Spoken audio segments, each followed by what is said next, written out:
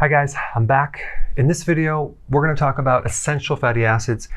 There's just a lot of confusion. I'm going to try to make it as simple as possible to sort out kind of the big idea of why you need to be consuming these and what might happen if you're deficient. Well, first of all, let's back up. Okay, what is an essential fatty acid? Well, essential meaning that the body cannot make it, okay? Cannot make this type of fat, yet you need it. It's essential because without it, you will die. This must be gotten from the diet. And also, this category of fats is not just used for energy. It's used to replace body parts. Your brain is mostly fat. Your nervous system is mostly fat. So we need these fats to make up our body. All right, so that's essential fatty acids. Back in 1923 or 4, essential fatty acids were called vitamin F, okay? But they realized that it's not necessarily a vitamin per se, it's more of a fatty acid. So they changed the name. So there's two main categories of essential fatty acids. You have ALA and LA. Now this is where it gets kind of tricky because the names for these are very similar. This one is called alpha linolenic, okay, with an N.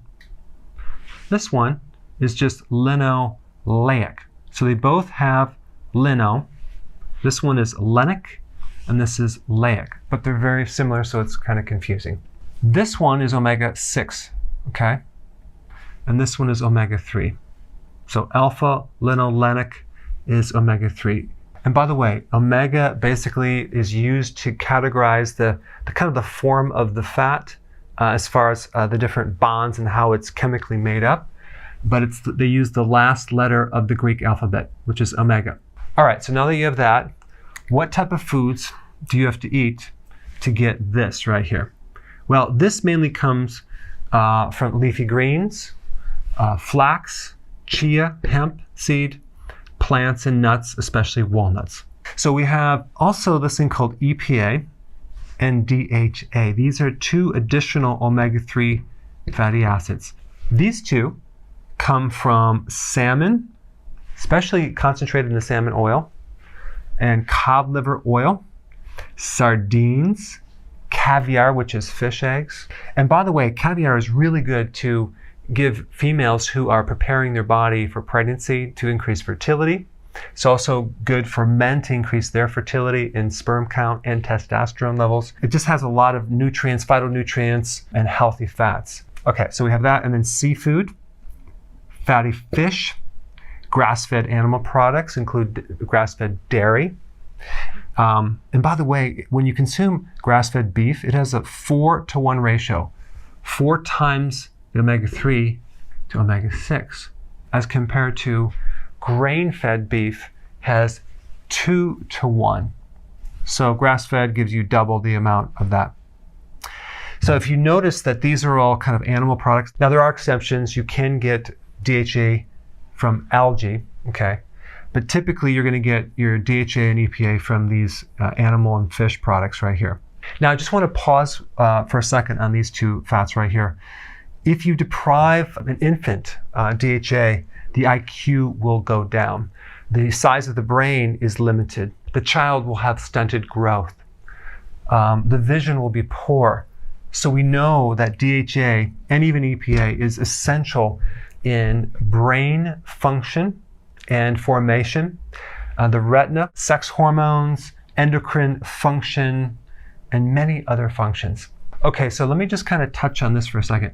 If you are a vegan, okay, and you do not consume these right here, and you're not even consuming algae, this has the potential to convert to EPA and DHA, but at a very limited rate. From ALA to EPA is only like a 5% conversion. Going from EPA to DHA, it's 0 to 4%. So this is one challenge that a vegan will have in the conversion to these two fats. So it's just one thing to be aware of if you start seeing symptoms of deficiency of these fats right here. Now I'm going to come back to this for a second, but I'm going to switch right over to here to LA, which is the omega-6. This is mainly the corn oils, the soy oil, the canola. Now I don't even want to get into the GMO subject right now, but just realize that when you consume these oils, you're also consuming glyphosate and herbicide, which is a whole other topic. But the point that I want to make is that these are like grain oils, or they call it vegetable oils, but they're really grain oils. And this can convert into another fat called GLA. You can also get GLA from borage oil, evening primrose oil, black currant seed oil. And this is good for inflammation, skin health, allergies, and many other things. Okay, then this can also convert to arachidonic acid. There's another fatty acid, which is a kind of a building block of something called prostaglandins. Let me explain what that is. That is a body chemical that is involved in inflammation. So it actually helps heal the body in areas of injury and infection. So if someone is taking an aspirin, for example, because they have inflammation or they have pain or whatever, they're blocking this body chemical right here. So that's how that works.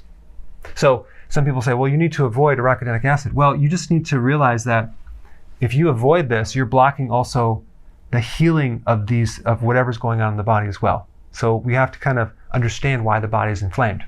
Now, the real big thing that you need to understand about these fats is that an average American consumes 20 times more omega-6 fatty acids than omega-3. Now, the other thing you need to know is that when you are heavy on these fats right here, omega-6, this fat competes with ALA. In other words, if they're both present in the diet roughly about the same time, this will take priority. So this will block the absorption of this. And because you go to the grocery store and everything is like omega-6 fatty acids, everything's corn oil, soy oil, canola, and salad dressing and mayonnaise and all sorts of things. An average American is very deficient in this fatty acid right here, omega-3. So what kind of symptoms are you going to get if you're deficient? Well, number one, your IQ is going down. You're not going to be able to learn. You're going to have problems with the brain, retina, vision. You're probably going to wear glasses. You're going to set yourself up for heart problems, blood pressure problems, inflammatory conditions of the heart. Your overall mood will go down, depression, anxiety, decreased sperm count, a lot of skin issues. Dry, scaly skin is a real common symptom.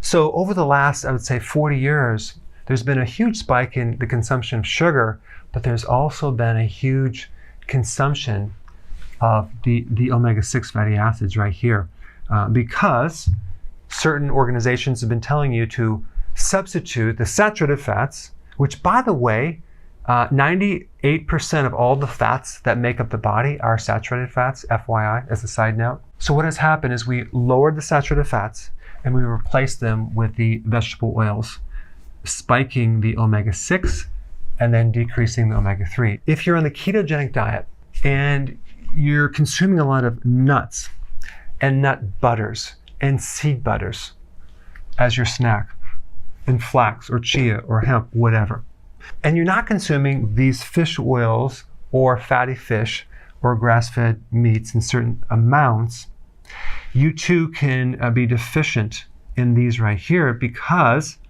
the conversions are very, very small. So if you're noticing that your skin is rashy, it's kind of like kind of red, rashy, and it's flaking, it's peeling, it could be a keto rash coming from these deficiencies of omega-3 fatty acids. So start to add more fish oils and fish into your diet, and don't just fill up on peanut butter all the time. Okay, so I hope I didn't confuse you too much, but there you have it, essential fatty acids. Thanks for watching. So if you want more knowledge on how to create a healthy body, subscribe now and get daily notifications. Daily notifications, that sounds weird. Well, I'll just remind you on a daily basis. How about that?